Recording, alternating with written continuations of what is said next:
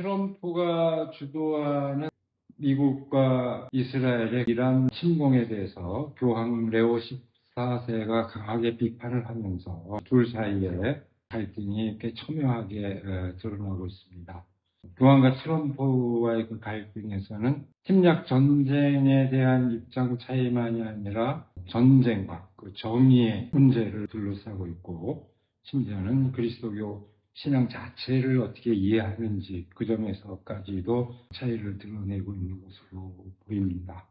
한편에서는 신앙이 전쟁을 정당화하는 것으로 주장하는 반면에 교황은 분명하게 얘기를 하죠. 그럴 수가 없다고, 그들의 기도를 들어주지 않을 거라고 그렇게 얘기하고 있는데, 이런 상황을 놓고 우리가 어떻게 판단을 해야 할지 몇 가지 문제가 제기되는 것 같습니다.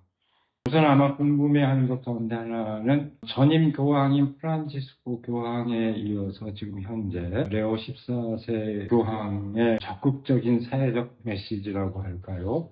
이것이 가능하게 된 카톨릭 내부에서의 어떤 변화 요인이 있는지, 이거에 대해서 궁금증이 있을 것 같은데, 크게 보면은 이제 1980년대 이후에, 그러니까 인과학적 변화라고 할까요? 그걸 볼 것 같으면 1980년대 이후에 북반구 대 남반구의 비율이 달라지는, 역전되는, 남반구의 가톨릭 그리스도인들이 더 이제 많아지게 됐다는 거죠.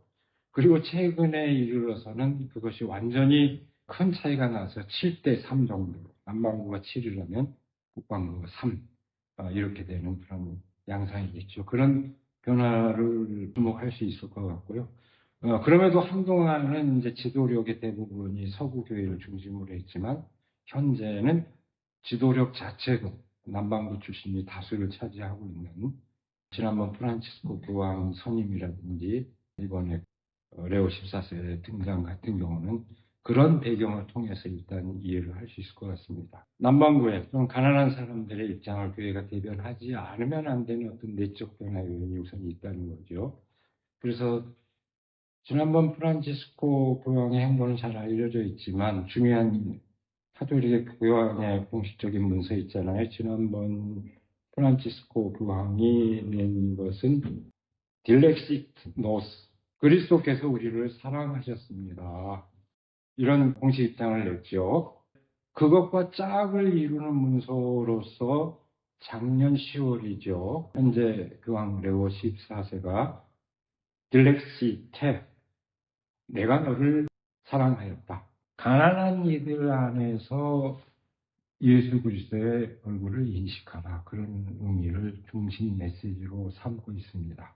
그러니까 지금 교황이 레오라는 이름을 채택했을 때부터 이제 의미심장하다고 봤는데요. 이전에 레오 13세 교황, 처음으로 자본주의의 문제를 언급했던 교황이죠. 그 레룸 노바룸이라는 새로운 것들에 대해서 자본주의로 인해서 일어났던 병폐를 주목하고 교회가 대응해야 한다는 입장을 처음으로 발표했던 그런 교황인데, 그 이름을 이어받은 현재 교황의 입장, 그 이름값을 말하자면 한 거라고 할 수 있을 것 같습니다.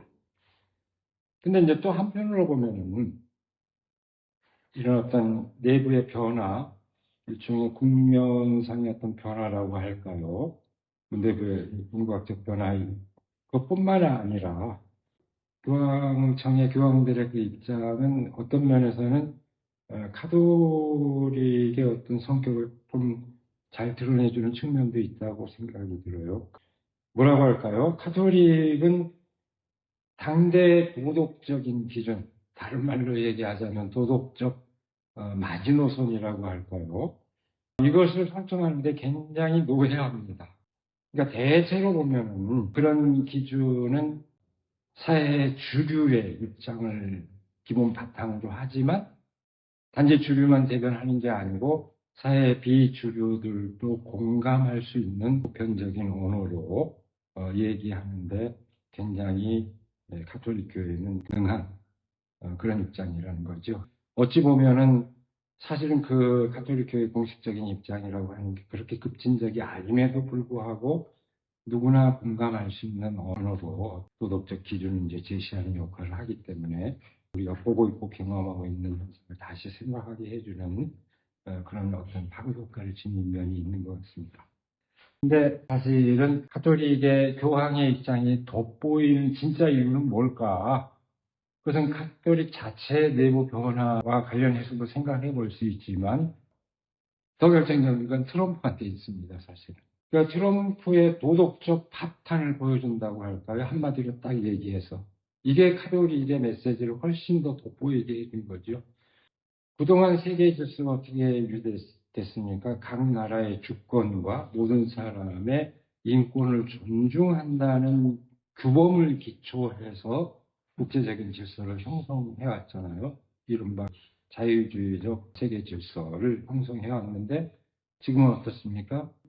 트럼프가 전체적으로 그런 규범 자체를 무시해버리고 아예 시켜버리고 그야말로 적나라한 어떤 지배 욕망이라고 할까, 이권에 대한 기대 이런 것으로 세계를 이제 지배하고 있는 그런 상황 아닙니까? 근데 이게 정말 그 나라의 미국의 세계 지배에 도움이 되는지도 의심스러울 정도예요. 그렇다면 왜 이런 일을 벌일까? 아마 트럼프를 중심으로 하는 특정한 집단의 이익을 위해서 그렇게 하는 건 아닌가라고 생각할 정도로 기존의 어떤 규범적인 기준 자체를 무시해버린다는 게 문제인데요. 과거에 규범이 살아있을 때는 전쟁을 할 때라도 명분을 필요로 했는데 그런 명분도 없지 않습니까? 지금은 적나라 그야말로 그 지배 욕망이 그대로 드러나는 그런 상황인데 결국 제 얘기는 카톨릭의 입장이 이렇게 도드라 보여지는 것은 다른 측면에서 도덕적 파탄을 보여준 트럼프 입장 때문에 상대적으로 더욱더 도드라진다. 교황도 얘기하잖아. 나 그 관심 없고 싸울 의향도 없다. 그럼에도 불구하고 계속 적용되는 거는 이게 너무 대조가 되기 때문이라는 거죠. 그런 측면이 있고. 그렇다면 이제 트럼프의 지지자들에게 이 기독교 신앙이 뭐고, 카톨릭 내부에는 트럼프 지지자들이 없는지, 이제 이런 문제가 또 제기될 텐데요. 한마디로 하면 먼저 그 신앙이, 이 트럼프의 이 기독교 신앙이 어떻게 인식되는지, 자신의 욕망을 지지하고 성화하는 기능을 한다. 그렇게 볼 수 있을 것 같습니다. 그야말로 트럼프의 짓거리를 누가 어떤 기독교인이, 신실한 기독교인이 동의할까요? 예수님과 동일시한다든지. 그게 이제 지나치다고 생각하니까 예수님의 보호를 받는데 누가 동의할까요? 그 마르크스가 그 종교 비판을 할 때 종교는 민중의 아편이다 라고 얘기한 그 문맥에서 보면은 정신없는 세계의 정신이며 영혼 없는 세계의 영혼이다 이런 얘기를 동시에 하고 있는데요. 그 표현은 맥락상 긍정적으로 해석해 볼 수 있는 그런 이제 가능성이 있다고 그러는데 저는 트럼프가 보여주는 행태가 그야말로 정신없는 세계 그 자체, 영혼 없는 세계 그 자체를 적나라하게 보여주는 거다. 이렇게 얘기할 수밖에 없을 것 같습니다. 그 다음에 카톨릭 내부 상당수가 트럼프를 지지하지 않느냐 이 문제도 제기되는 상당 부분 카톨릭 내부에도 그 트럼프 지지자들이 있는 것으로 알려져 있습니다. 그러니까 이민자에 대한 강경한 정책이라든지 반대라든지 이런 보수적인 사회적 규제에 동조하는 카톨릭 신자들 역시 트럼프를 지지하는 것으로 알려져 있는데 과연 지금 이런 상황을 두고 그들이 계속 지지를 계속 할지 공화당이나 트럼프 지지자들 내부에서도 이의 제기를 하는 상황 아닙니까? 그렇다면 트럼프가 그렇게 하는 것이 자기 지지자, 소위 복음주의자들, 마가에게는 도움이 될까? 그것도 저로서는 좀 의문이에요. 이미 균열이 일어나고 있지 않습니까? 부분적으로 결집시키는 효과는 있을지 모르지만 그거에 대해서도 의문을 가질 수밖에 없는데 이런 상황에서 우리 기독교 신앙이 어떤 걸 추구해야 되느냐. 그야말로 사람들이 더 평화롭고 안전한 세계에서 살 수 있도록 하는데 도움이 되는 어떤 보편적인 가치. 이런 극단적인 시대 상황 속에서는 기독교인들이 거기에 공감하는 가치에 기반을 두고 자신의 믿음을 표현하는 이런 것이 중요하게 되는 상황이라고 생각합니다. 복음이 그야말로 갈등을 조장하고 갈등을 불러일으키는 이들의 편을 드는 것과 동일시된다는 건 말이 안 되지 않습니까?